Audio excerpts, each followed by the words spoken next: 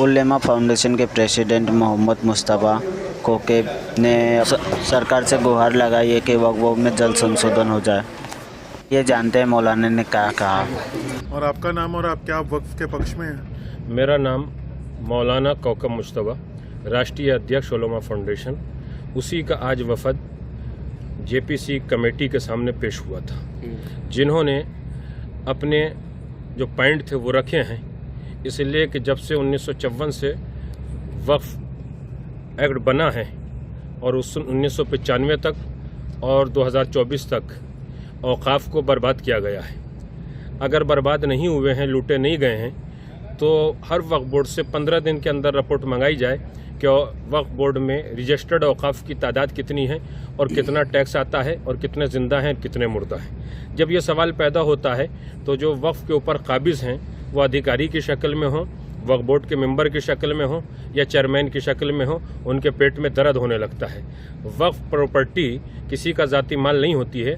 मुतवल्ली और चेयरमैन को सिर्फ इतना हक हासिल है कि वो उसकी हिफाजत करे, लेकिन वक्फ बोर्ड की जितनी भी प्रॉपर्टी है जब वाकिफ़ ने वक्फ कर दी तो वो भारत की होती है, भारतवासियों की होती है, मानवता के लिए होती है, जिस काम के लिए की गई है उसके लिए होती है।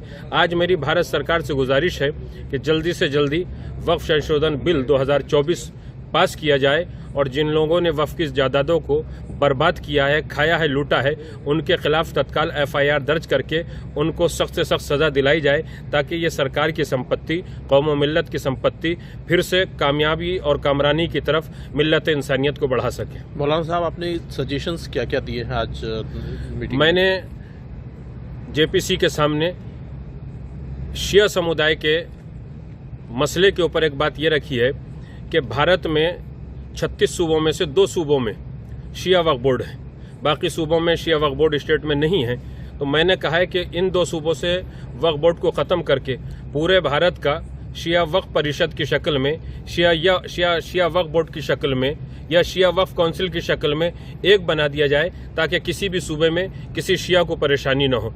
और जब सेंटर में वो वक्फ बोर्ड या वक्फ परिषद या वक्फ काउंसिल बन जाए तो उसमें मेंबर जो भी हों वो इस तरीके के हों कि जो उसकी अहलियत रखते हों। किसी भी आदमी को उठा के उसका मेंबर ना बनाया जाए और वो 7 सदस्यों की एक कमेटी हो जो पूरे भारत में औकाफ की हिफाजत करके वहाँ से उसका टैक्स वसूल करने के बाद जिस काम के लिए मुतवल्ली ने कहा है उसके ऊपर खर्च किया जाए। जो एक बात हमको पता लगी है कि आपने मुतवल्ली को टैक्स भरने की बात को कहा है कि अगर वो टैक्स नहीं भरते हैं तो उनके खिलाफ भी एक्शन लिया जाए। जो मुतवल्ली 1 साल के अंदर जो ऑडिट होता है हिसाब, उस तारीख पे हिसाब करने के बाद टैक्स नहीं जमा करते हैं तो 15 दिन के अंदर उसको हटा दिया जाए और उसके खिलाफ FIR दर्ज हो।